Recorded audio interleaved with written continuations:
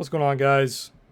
We're going to get started with the summary of markets week 33, and then we're going to talk about the options watch list afterwards. So I saw that last week's video didn't really have a lot of views. I know partly that was my fault because I released it so late in the day. But damn near everything I said in that video came true, guys. So please make sure you're watching these videos, take notes, look at the levels I'm talking about.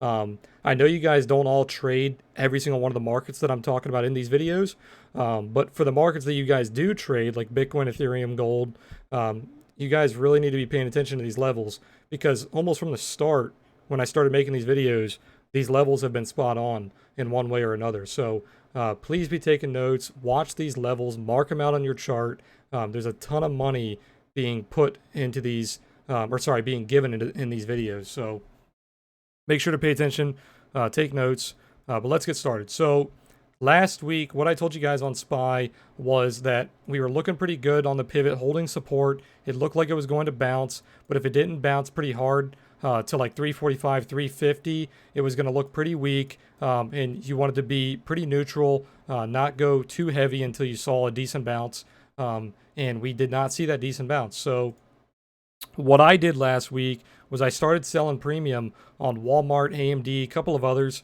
and they were looking really good in this bounce. Now, what I didn't do was I didn't take profit in time. I should have taken profit before that gap down. That gap down basically wiped out my premium, and sadly, on this pullback here on SPY, the AMD and Walmart trades were literally sitting on my strike prices, so I had to close them.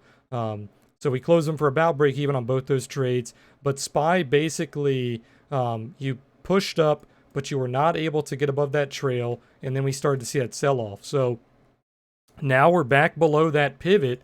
And you're kind of holding this support here, kind of from that local resistance that we had before we broke out. So we have a little bit of support here around 327. 320 would still be your lower target. You do have a lower support there. If you do start to push down and really start to downtrend, you probably will get back towards 310 to 300. But I'm not going to call for those levels just yet. We'll talk about that probably next week.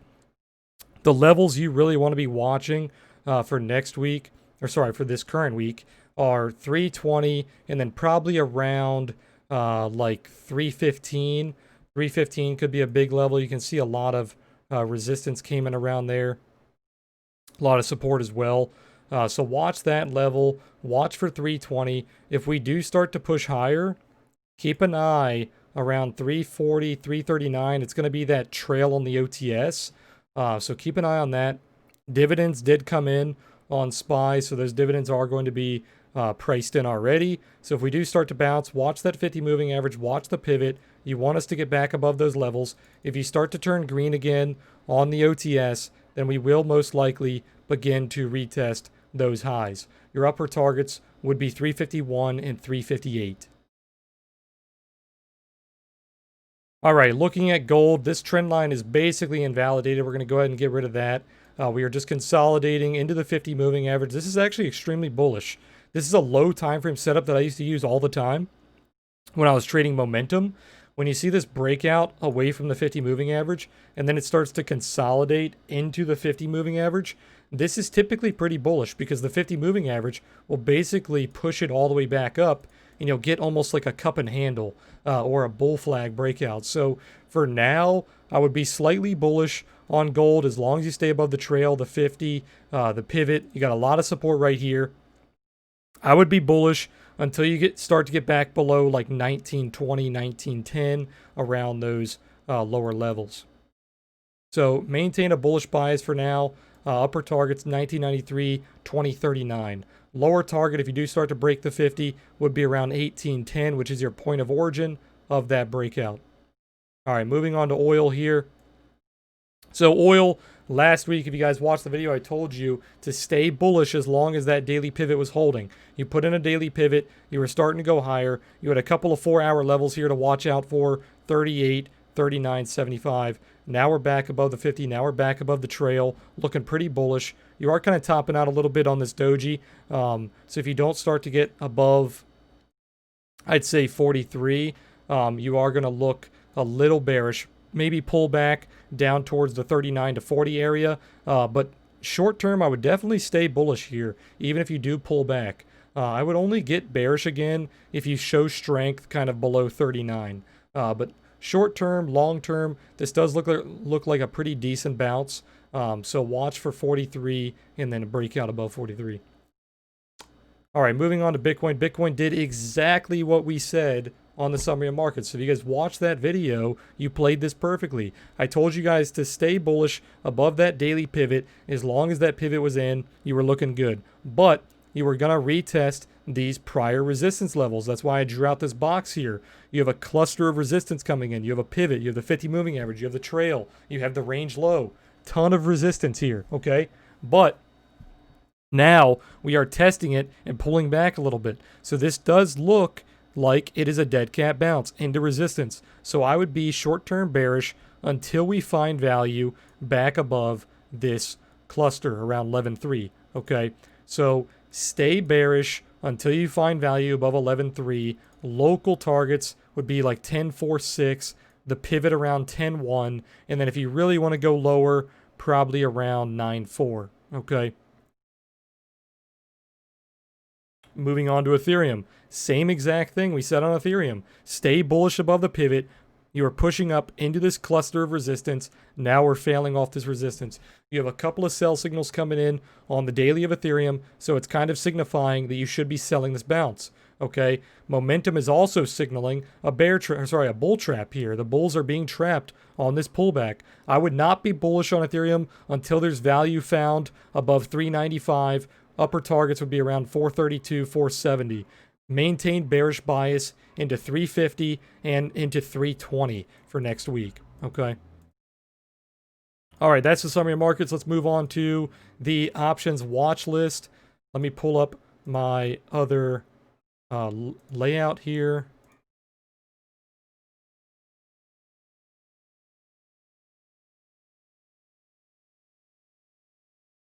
All right, so next week, starting Monday, I'm not going to be extremely bullish until we start to bounce. If we start to bounce off this pivot here, I might pick up some premium. I might sell some puts on a couple of different plays, but I'm not going to start selling puts unless SPY starts to find value back above this pivot. So if we start to find value back above 332, 333, then I'll start to sell puts on a couple of the big tech stocks that I like to sell premium on. So a couple of things that I'm looking for. Target, I really like Target here. It's looking like a kind of like the pullback to the 50 moving average that I was talking about, but this is more of a pullback to the short-term moving averages. Same scenario though. You're pulling back to support, and now you're starting to find value again. So if SPY does start to bounce, Target follows, I might sell some puts on Target. I did try to sell puts on Friday, but we did not get filled. Walmart, I'm no longer watching. We did have a trade on Walmart that we did close for break even. Neo, I'm still watching. Neo is basically the same scenario. Popped up, pulled back to support, and now we're pushing into the local highs again. Neo has been struggling to find value back above like $19, $20. You have a daily pivot here that has been holding us back. If you find value above $20, this thing could really start to rocket. Watch 22, watch 23. This thing could start to push up really quickly. So keep an eye on the $20 pivot. We start to find value above that with the markets going up. I will definitely add on to my Neo play. All right, Microsoft saw a pretty big sell-off. I would not like Microsoft here unless you started to find support around 193. If you do push down, I will probably preemptively sell puts below 193. So I'll probably sell like the 180s, or sorry, the 190s, the 188s, somewhere around that area. If you do start to bounce with a strong market, I will also probably sell some puts around 195. For Apple, I don't like Apple here unless you find value back above this pivot. You're filling in this gap, so you did fill that gap. You can see there is a gap fill right here. We also have a lower gap here that is very worrying. This is the earnings gap, okay? So I would be very cautious here on Apple. If it does start to fill this gap and start to bounce around 98, 96, I will sell puts around 95 to 90. So I'll look to sell puts if you do start to fill that gap downward. You could look to buy some naked puts down to 96 if you want to play that gap fill. Much riskier than I would like to play, but if you guys do like that high risk, high reward, you could buy some naked puts down to that gap fill if you do start to find value below 106. Okay, looking at Facebook, you do have a gap above us because we did gap down last week. So you do have a gap up into 263, but look at this on Facebook. Very, very big gap below us down to 234. Looks like we are currently starting to fill that gap pretty soon. So if you do start to fail on Monday or Tuesday, this will begin to fill that gap. If it does begin to fill the gap, same scenario. If you start to find support around 235, I'll look to sell premium below that, okay? If you do want to push up and you do start finding support, maybe if we consolidate for 2 or 3 days around this area, I'll probably sell some puts and look for that gap fill into 265. I would much rather prefer to sell puts down here, though. All right, Netflix, basically the same scenario. You don't have any gaps below you, but you do have a gap above you. Now, if you guys know Netflix, Netflix likes to fill its gaps, but Netflix is getting a lot of bad PR due to that cuties drama. They actually were seeing massive, I think the highest they've ever seen, cancellations in a 1 week period. So they're getting a lot of cancellations. That wasn't just all talk. People on Twitter were going nuts saying they were going to cancel Netflix. People were saying, oh, that's bullshit. You're not going to cancel it. They are canceling. They released data on their cancellations. They're seeing some of the highest cancellations they've seen ever.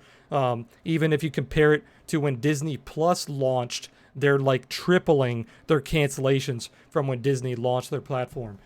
So not looking so hot for Netflix. Now, in the grand scheme of things, these cancellations are basically fucking nothing. The subscribers that they currently have and that they're getting on a weekly basis is probably going to take over that loss very, very quickly, make up for that loss, you could say. So I wouldn't be super bearish on Netflix. But if we look at just the technicals, look at this range here. If you lose this range low and you start finding value below 465, this thing could nuke. And I would look for around 446 for that support. If you do start to find support around 446, I'll probably sell some premium below that. All right, moving on to Amazon. You do have a gap above you that you could target if you do find some consolidation or if you put in a little bit of a bull div. Same thing on Amazon, though. You lose this support, it could go much lower. Okay, so if you lose this support here, watch for that lower level around 2,700. Now, I don't think you'll see that next week. That's a pretty massive failure. The market would have to keep nuking. I think you will see some kind of dead cat bounce within the first couple of days of next week. So if you do start to find support, around 2,900, you could sell some puts around 2850, looking for that bounce. Okay. Looking at Tesla here, Tesla looks a lot like NEO. You failed downward, finding support. You look like you want to retest that local high around 500. If you start to find value above 454, I would definitely target that 500, 480 level. So as long as you keep support above 425, I'd say, I think you're okay to see a short-term run up into that 480 to 500, okay? If you start to fail down and you find value below this 425, you're most likely going to take out these lower supports. Watch for that lower pivot around 375 as your next level, okay? That's it, guys. That is the options watch list. That is the summary markets. If you guys like the video, make sure to like the video, and I will see you guys tomorrow. Peace out.